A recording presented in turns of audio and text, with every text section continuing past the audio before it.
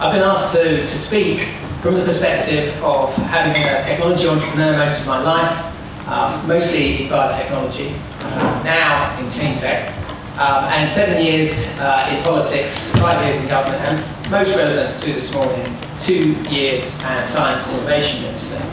So I want to take you back to June 2009. Now just feel back, those of you who were doing business in June 2009, how terrible that was if you were looking for venture capital funding for a technology business.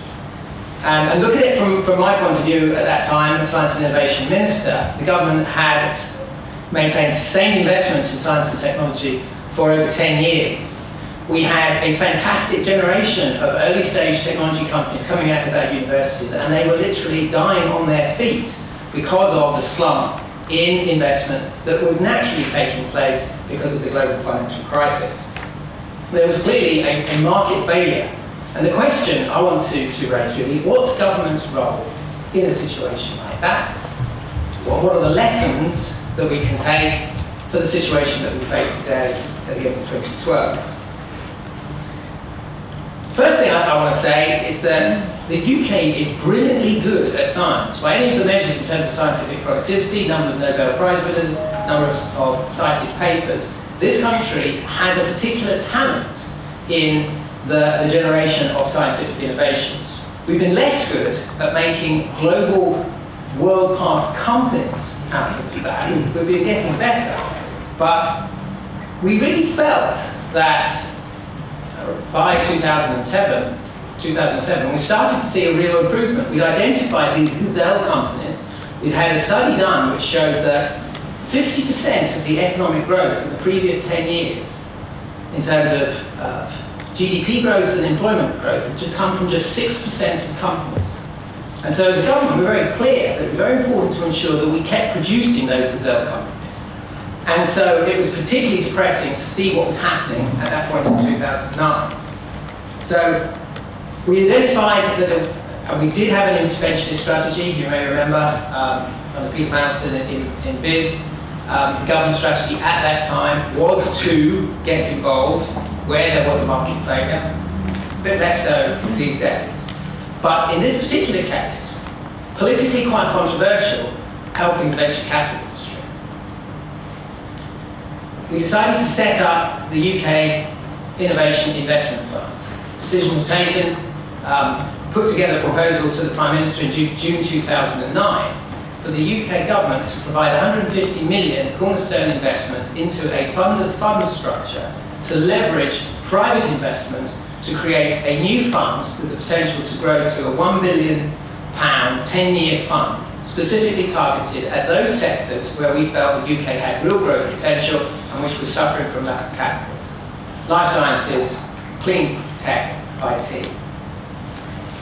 There was a real rush on to get this done quickly, which I think is a couple of lessons which we can take from this.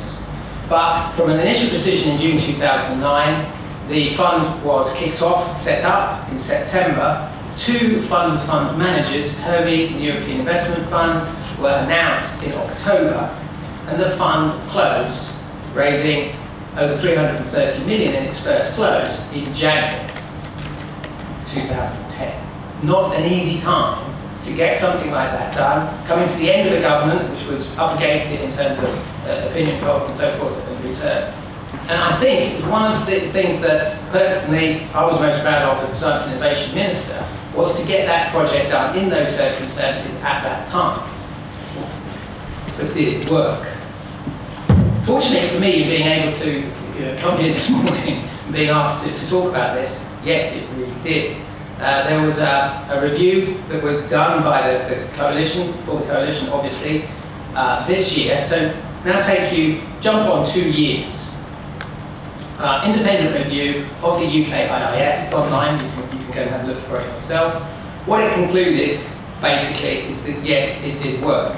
It leveraged between 2 to 3 billion of additional private investment through the underlying funds, which came in through the IIF.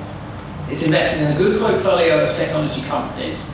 There's a couple already which you could say potentially are stars within their sectors. Horizon, for example, Discovery, genomics company. And from the feedback that the review did, both in terms of fund managers, the entrepreneurs, and investors, the feedback was that this fund really had an additional effect. It did not displace other funds.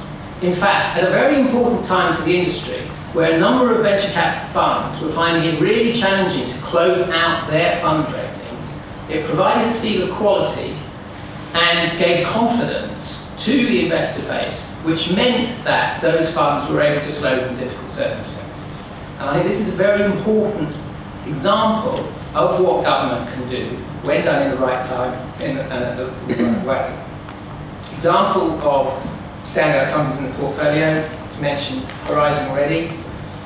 You probably saw earlier this week the announcement by the government of a £100 million investment in creation of the NHS patient genomics database.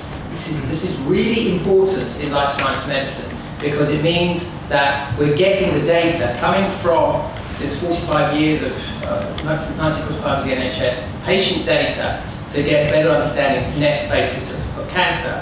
Horizon, in a C round, largest single fundraising from the UK IIF, £10 million, clearly a leader in that space, and one of the stars, if you like, Cambridge University spin out, working in personalised medicine, and just the sort of company that the UK IIF was set up to support. In cleantech, UNESCO, UK IIF led the investment in that company, £3 million investment in 2010. That was a management buyout of some existing assets, but that company grown in that period from 12 to 193 staff, and now has a 21 million turnover and is profitable.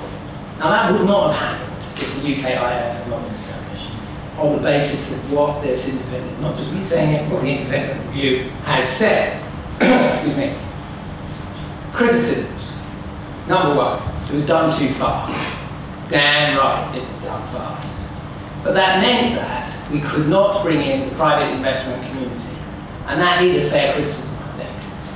It would have been better to have had more time, but frankly in 2009 we did not have the time, to have taken a longer process and provided the means to have a public offering of some kind into that fund. I think that could have been really quite successful, and it would have helped actually in terms of a wider understanding of what the fund was doing. I think the other main criticism, two levels of fees. Funds and fund structures have two levels of fees. We thought about that, and the advice we had from Capital for Enterprise to us as ministers was very clear that the advantage of a fund structure is that you benefit from two levels of expertise in fund managers. You're using the fund of fund managers and their expertise about being able to know who are really the good funds, who are really likely to be closing their funds in that market. And from a government point of view, it is very important that, having already taken the political risk, so to speak, of, as someone was quoted in the FT at the time, government bails out venture capital industry, you have to know that you're backing people that really have the credibility to deliver for you. And we felt it Hermes and the EIF, who won open competition, they have the expertise to do that. But it is true, in terms of fees, it is an expensive approach. So here we are at the end of 2012, and that's an example of a government intervention taking action in terms of one particular type of market failure. And for this morning, I went back and read some of my speeches that I was giving at that time, and saying, I remember as an entrepreneur, you really want to be starting companies in a downturn. The most robust CEOs start companies in a downturn, and statistics tell us that those companies disproportionately do well in the upturn. Well, here we are, the upturn still hasn't quite arrived yet. And the length of time which high-tech companies are having to survive in this difficult market has lengthened, I think, much more than we ever envisaged, any of us back in 2009. So that means that the reality, when you look at data, supply of venture capital investment has not improved as much as it needs to support the growth that the UK and Europe needs in terms of getting out of this downturn. And it's particularly got difficult for cleantech in the UK because of a lack of consensus, frankly, in government policy around clean energy. I've been asked to make some comments, and I make those as a backbencher, obviously, not in the shadow cabinet. In my view, the government does need to do a lot more in this space. This model, there's one particular model and one particular example, clearly works. We have the data to support that. So it could be developed for example, building on what's already been established and extending that into a public offering. It could also be extended to allow corporates to invest in such a model, particularly where corporates have set up their own venture fund and will benefit from a collaboration in this way. I'm thinking of things like GM Ventures, in the case of automotive, or in pharmaceuticals, a number of pharmaceutical companies have their own venture funds. I think that we should expect ministers in these circumstances to work with private industry to identify opportunities where government intervention can leverage private industry expertise. To use the fact that what government can bring is a credibility and confidence linked to sound policies maintained in the long term, and then work with private industry to bring the know-how about how to implement that. Government should not be managing funds, but what government can do is cornerstone a fund and then provide an environment where that fund is more likely to succeed because of the clarity around government policy. It's very important in these circumstances that we face at the moment that ministers are not just issuing press releases about their intentions to form green banks or whatever the policy they've got, is they make sure it actually happens. And it happens with good time. And that's one of the things which I think we can look back on UKIF and say it was done. And it was done at the time it was very important. Now I know now, back as an entrepreneur, working in cleantech, there is a real need for new funding structures and clarity from government and a sense of a better understanding of the relationship between the investor, the entrepreneur, and government, who often determines the price and the market, but particularly in cleantech. And so, one of the good things from what we've learned is that here's something that works. One of the bad things that we've learned is we haven't done enough of it, and we're still facing the same problems that we were back in 2009. Last point I'd like to make is that when a government does something like this, it will get attacked. It will be accused of the old picking winners or state bailouts, the sort of the easy criticisms that can be made. And governments, I think, need to be able to clearly understand why they feel that in this particular case an intervention makes sense, and then robustly defend it.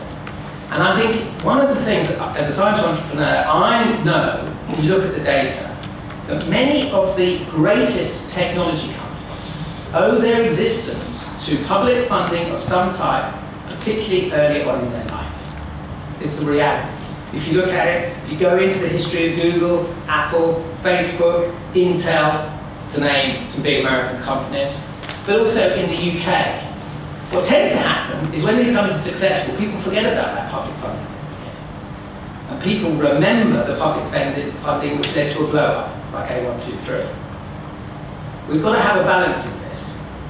Getting great science to market does, in reality, history tells us, require a partnership between government and private industry and the investment base. And now more than ever, we need it.